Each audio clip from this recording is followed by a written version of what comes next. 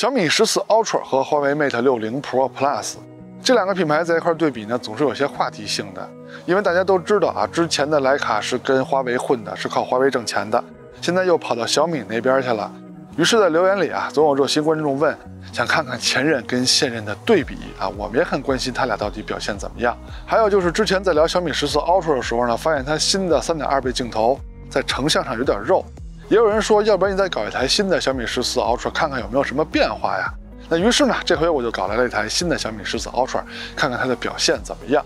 欢迎收看 ZPH， 记得点赞加关注支持我们，尤其是加关注啊，这是让我们这档节目不停更、继续更新下去的动力。谢谢大家了啊！关注手机影像，重要的还是要参与到摄影中来。我每期都会拿着手机去瞎拍些照片，我拍的不好，抛砖引玉。这么做的目的就是为了吸引您能参与到摄影中来。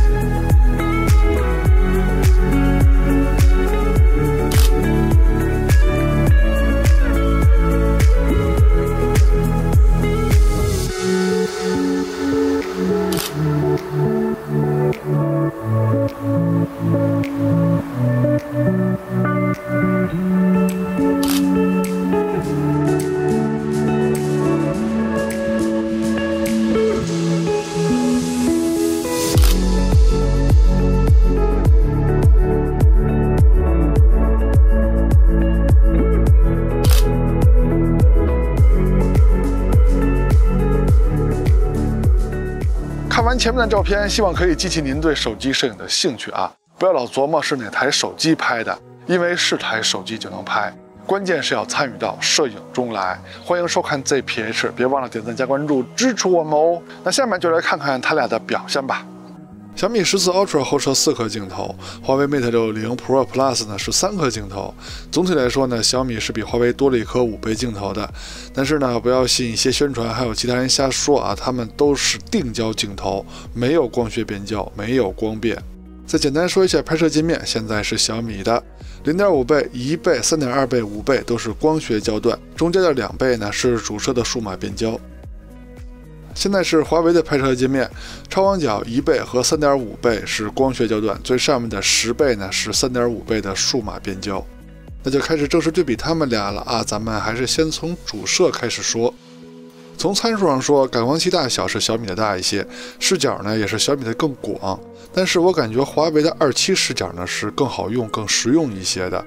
还有就是他们的主摄都有可变光圈技术，在之前聊他们的节目中呢，都仔细讲过在不同光圈下的成像表现了。那么这期呢，咱们只看默认设置下他们的对比。在默认设置下的成像色彩表现呢，两边比我想的更接近一些。小米这边用的是我喜欢的徕卡经典，但是真正的差距呢，居然是放大以后，仔细看纱窗里边。那如果说解析力呢，确实是华为这边高一些，但是奇怪的是，华为居然没有拍到纱窗里边那层红色的栅栏。仔细看小米那边是有的啊，那这点是跟华为的感光器用的是 RYYB 滤光片有关吗？再换一组主摄拍的样片，这回颜色风格的差别还是挺大的。放大看的话，墙体的颜色差别更大了。那如果你在现场的话，我不知道你的眼睛看到的是什么颜色，因为这会根据你当时的心情而变化。也不知道你日后回忆起这个场景的时候，你的记忆和当时的现实是否还一致。总之，不用在乎哪个更接近真实环境，只要你觉得现在谁拍得更好看就可以了。那么解析力呢，还是华为的稍微高一点点。边角画质把控方面呢，其实这也不用对比了，因为小米这边呢是没有裁切画面的，而华为的27毫米的主摄呢是裁切了一圈画面的，所以看不出边角画质的强弱了。相对而言呢，小米主摄的边角画质把控还是很不错的。两台主摄都有5000万像素高清模式，但是呢，华为在高清模式、普通高清模式下，它的表现一直是不怎么好的，在解析力方面是打不过小米的5000万像素高清模式的。但是华为还有一个 AI 高清模式，输出的像素呢也是5000万像素，只不过拍摄的时间非常长，跟拍夜景似的，体验不是很好。只不过这个时候它的解析力呢还是要强于小米的高清模式的。再看超广角镜头，感光器尺寸和型号方面呢，华为一直是不提供，官网上也不说，网上查起来也非常费劲。光圈大小呢，小米的更大一些，视角也是小米的更广。从实拍上看，颜色风格的差距还是有的，哪边更符合您的口味呢？视角差距如图所示，这个红边就是华为拍不到的范围。但是中心解析力方面还是华为的更好一些啊。我发现一有小米的对比啊，总有人提锐化。锐化呢，只能加强轮廓的描边，是看起来清晰。那真正的解析力呢，是要看细节呈现的，要看细节的多少。锐化是不能平添细节的。再看一组超广角的样片，颜色的差距跟前一组一样。那中心解析力方面，确实是华为的锐化稍微重一些，但确实也是华为的解析力更高，细节展现的更多。镜组的光学质量，也就是边角画质把控方面呢，先看右上角呢是华为控制的更好一些，虽然说两边都有下降，但是看左上角就是另一边的情况呢，两边是差不多的。那么也就是说，华为的公差呢还是稍微大一些，小米呢两边下降的是一样的大呀。小米的超广角是有5000万像素高清模式的，华为的超广角是没有高清模式的。但是小米的解析力呢确实比普通模式强了，但是依旧没有比1200万像素的华为强多少。那再说中长焦镜头啊，先说中焦这块，小米也是有一颗3.2倍的中焦镜头的，华为是没有中焦的。长焦镜头，小米是有一颗5倍的长焦镜头，华为这边呢，按照等效焦段算的话，它的3.5倍镜头呢，实际上已经算是长焦镜头了。先看2倍的表现啊，它们都是主摄的数码变焦。放大看呢，反正通过计算摄影之后啊，两边的观感差距还是挺大的，但是细节呈现呢，两边还是属于同一水平。现在小米是3.2倍，华为是3.5倍，在解析力方面呢，哎呀，小米还是有些肉啊，华为的解析力更高一些。而且小米的3.2倍是有5000万像素高清模式的，华为的3.5倍呢是没有高清模式的。但是在解析力方面呢，小米这边依旧没有比1200万像素的华为强啊，很可惜啊。现在是5倍的表现了啊，5倍小米是光学镜头，华为的5倍呢只能靠3.5倍的数码变焦了。那么在解析力方面呢，小米还是稍微强一些的。而且小米的5倍也是有5000万像素高清模式的。那么这个时候的解析力方面呢，还是比华为的5倍要清晰很多的啊，这才算正常嘛。那既然华为在拍摄界面里给了一个10倍焦段，那咱们再看一组10倍的对比吧。解析力方面依旧是小米的表现更好。现在是30倍的对比，而且小米已经触发了 AI 超级变焦。那么在解析力上呢，小米的更有优势。再看微距的对比，这代小米14 Ultra 加入了长焦微距，它的效果还是不错的。但是之前说过啊，虽然说效果不错，但它的表现还不够极致。那什么叫极致呢？就是华为这边的长焦微距才是目前微距里边比较极致的表现。那如果你是一个微距拍摄的爱好者，非常需要这个功能的话，那目前华为还是非常值得考虑的。再说前摄，先看自拍的表现，两边在磨皮美颜方面属于同一水平的，都有一些痕迹，但是都不重，效果看起来很自然。人物肤色方面呢，就说风格不同吧，看起来都不错。但要是说照片的整体观感，我还是喜欢小米这边的。你们更喜欢哪边的自拍效果呢？再看前摄录像的表现，这回颜色亮度反过来了，小米看着更亮堂一些了，华为看着更沉稳了。防抖清晰度两边是差不多的，但是我感觉防抖华为的好像更强一些啊。整体的效果两边我觉得都不错，那具体的风格差距呢，就看你们的喜好吧。再说人像拍摄，用的就是手机人像模式的默认设置，没有调其他的。在这种大太阳天下阳光直射的情况下，是非常考验手机的。那么整体的照片观感呢，我觉得两边都不错。但要说人物的肤色嘛，我还是偏向小米这边多一点点。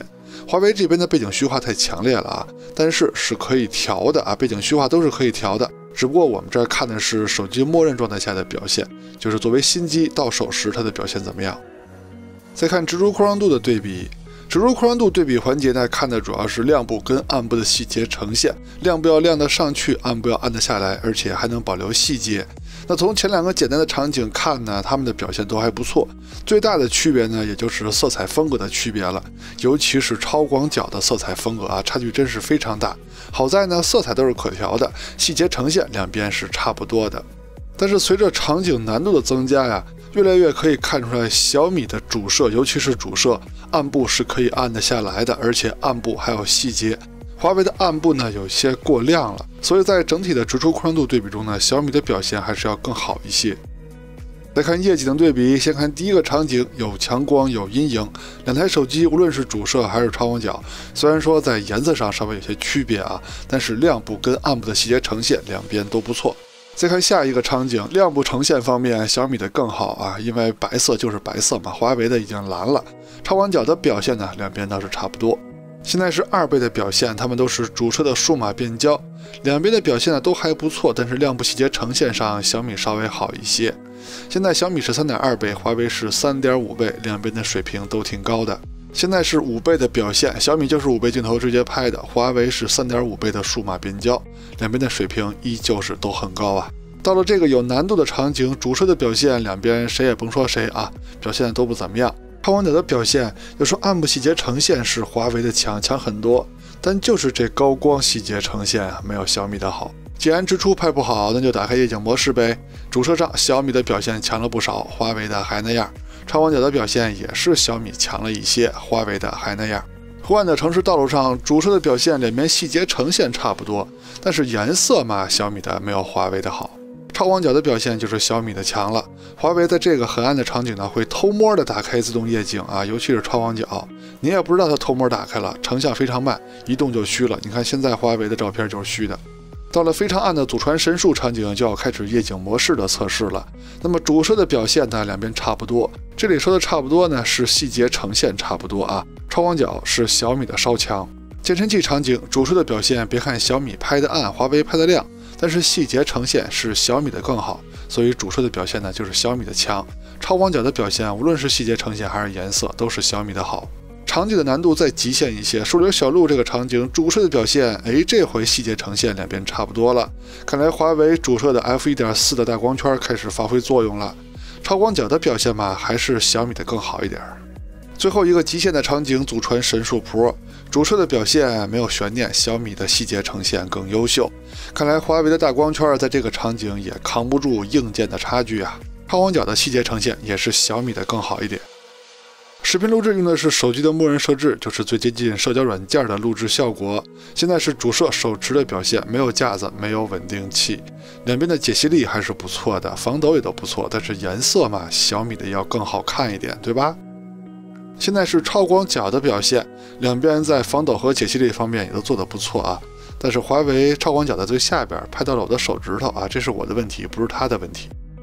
现在是2倍录像的表现，它们都是主摄的数码变焦，两边在防抖还有解析力方面呢差不多啊，就是放大看的话，画面风格是有区别的，但是解析力呢其实差不多。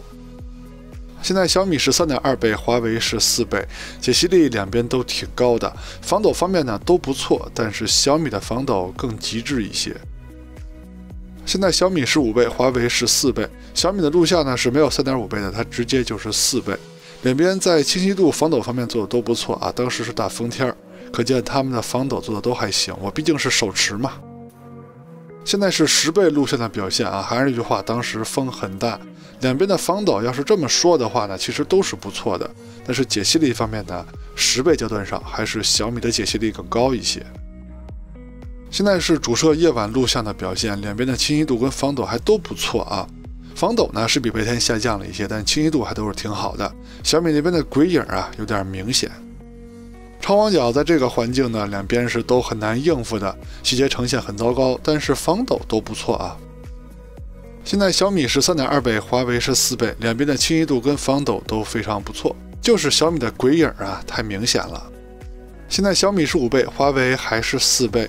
清晰度跟防抖呢，小米这边更好，但还是鬼影的问题啊，小米有点重。最后再看一眼夜晚10倍录像的表现吧，从效果上看呢，小米的更好一些啊。最后的工业设计和硬件方面，在这儿呢我就不多废话了。我相信各位呢也都对这2台手机比较熟悉了。工业设计方面，大家就说一下你们更喜欢哪边的造型吧。至于硬件跑分发热什么呢，我相信很多人比我们也更清楚了，因为我们是聊影像的节目啊。如果想看一些这方面的数据呢，可以去看其他的节目。OK， 到结尾了，看完前面内容，希望可以在选择方面为您提供了帮助，也希望您能喜欢我们的节目。记得点赞加关注支持我们，我们下期节目再见啦，拜拜。